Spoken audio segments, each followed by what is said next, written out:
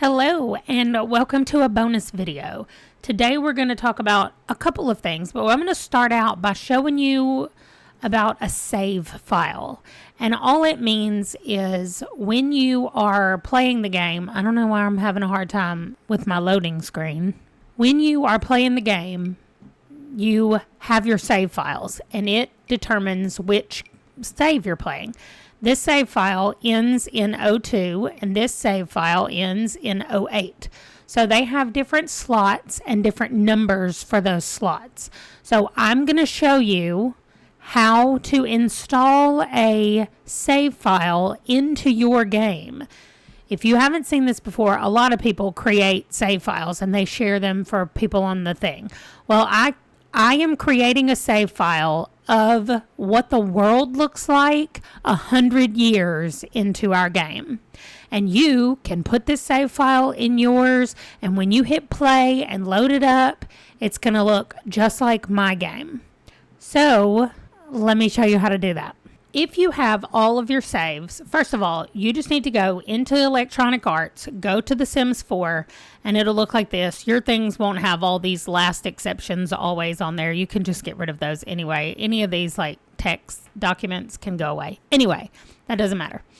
When you go to your saves, yours probably just shows a lot of these that say slot and they have a number beside them. Those are the different saves. And like I explained on the other thing over there, that's how you know what game you're playing. Now, I have a bunch of my files. I have mine separated out. And so, like, if I'm going to play the Decades Challenge, I come over here and grab this, and I move it into the saves. And now I have the choice of these two save files when I load up the game. For right now, this doesn't matter, so I'm getting rid of that. Okay.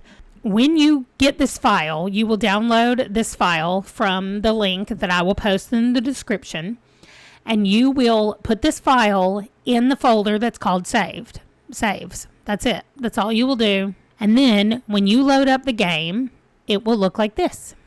It won't look exactly like this for a couple of reasons. Number one, unless you have the same CC that I do, it's not going to look the same, but it is going to have her face right there and say resume.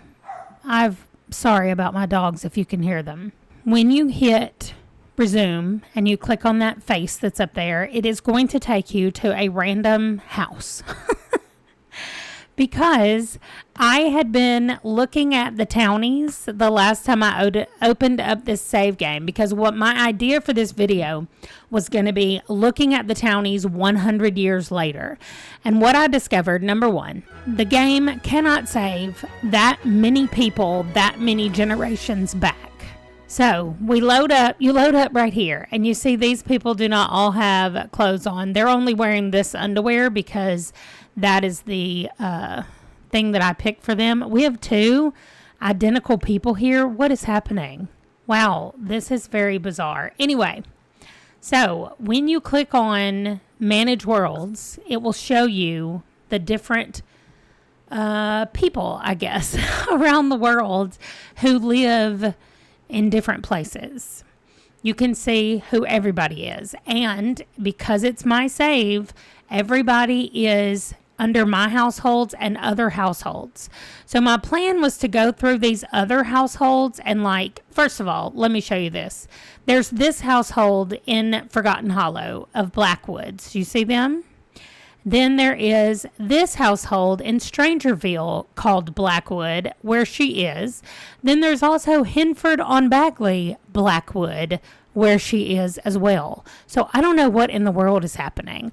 Also, our Andrew Archer apparently has a wife and a child, and he's not in our family anymore. This guy, Martin, was in our family. Now he's just standing here in his underwear. So we just have random people that came from our family or didn't come from our family, and they're all over the place. Now, what I was going to do is let me find the pancake house. So here's pancakes in Mount Komorebi, and I will go to Mount Komorebi. I don't know. I'm probably not saying it correctly, and we will find the pancake house. Here's the pancakes. Now it is a woman named Madison and Alberto, Quentin, and Cheyenne pancakes with their dog Chiquito. So let's say that you're like, oh my gosh, I want to check these out. This was what my plan was to go here and see how this pancake person came to be.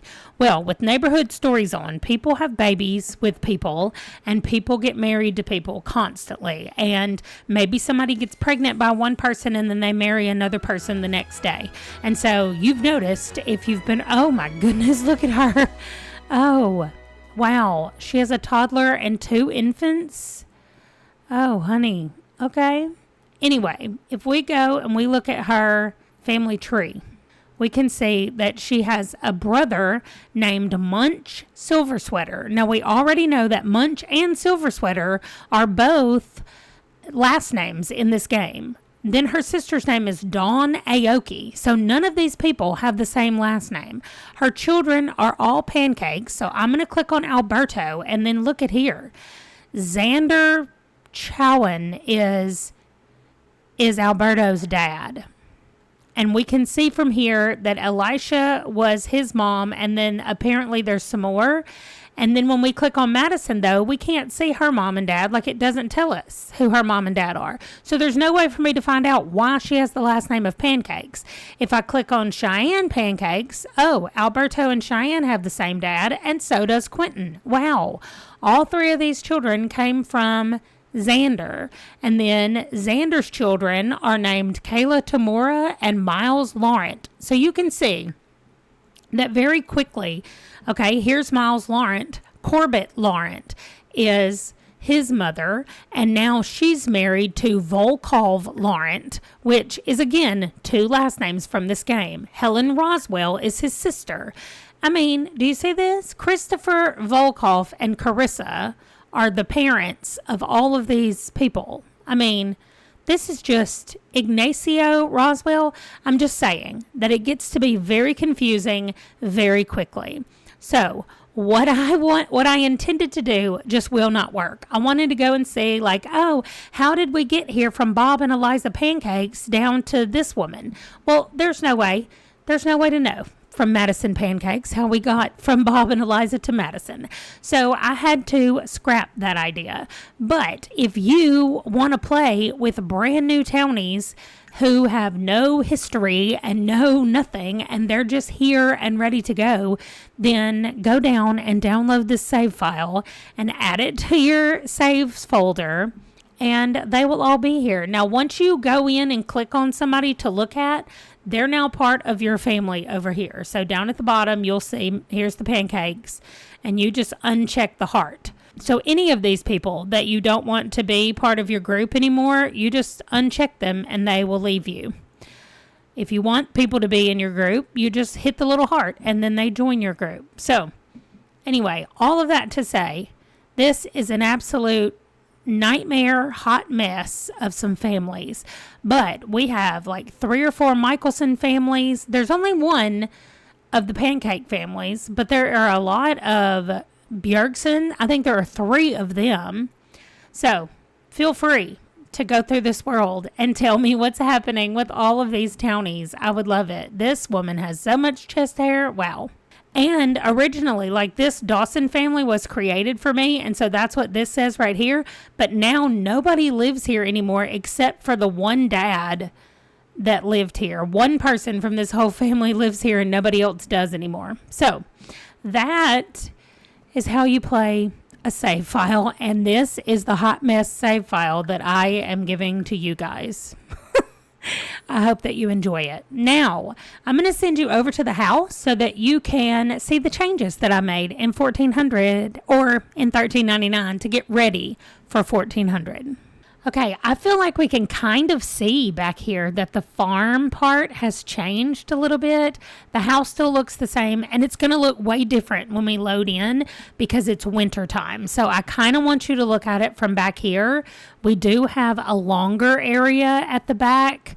I will zoom in on my editing software so you can see it. But we have a longer area at the back of our property, and you can see all of the things are lined up. All of our chicken coops. So I still kept the same 6 chicken coops, but I lined them up across the back. I have not tested them, but the ones that were already there were a certain distance apart, and so I've kept all the rest of them that same distance apart. So hopefully I've left enough room on the ends that it will still work. Okay, so like I told you, it is winter. So I am going to go into build mode, and so we can make it daytime at least. And we will take the grid off so we can see it a little bit better. But yes, it is snowing. So the first thing that I've done is I added another bridge. So you can see our original bridge is here, and I added another one here, and I added another entrance into the farm. So when you first look at it, you can tell that the chicken coops are different. Now they're all just lined up in a row, all 6 of them. But I have actually placed plots out here that take up all of this whole area except these 2 in the middle. One for Patchy and one for our snow pal. And the snow pal, once he melts, we will put a place there. But I didn't want to get rid of him because I think he's kind of cute for everything we've been doing and everything. So I didn't want to get rid of him. So anyway, I put the current things that we have planted right here and in the middle and on the other side. And what we will do is, not right now during the winter, but starting in the springtime, we're going to do the larger crops of like lettuce and mushrooms, those big crops that we can do. So that's how we changed it up. That's what's different about it. If you want to see if it works or not, come join us in 1400. I do think the only thing that worries me is the space on this side right here, but I'm pretty sure there's enough space right there. And there was already this amount of space in between these 2, so I just kept the same amount of space for all of them, and then we have the extra space over here. I moved our bees over here, but I kept them. They're clearly enraged. I moved our birds over here, but I may end up trading once our thing melts. I may put the birds in the middle so that they can get to our whole garden, because I'm not sure if they're over here, if they'll actually do anything over here. So all that being said, that's it. That's what I did to change up the farm for 1400. I hope that you guys will check out the save file. I know that it can be super confusing when you see how many people got married in how many different ways, and also apparently the one family that I have accidentally uploaded like 100 times into our game. So I have had so much fun, and I cannot wait to the next 100 years. Thank you for watching, and I will see you in my next video. Bye.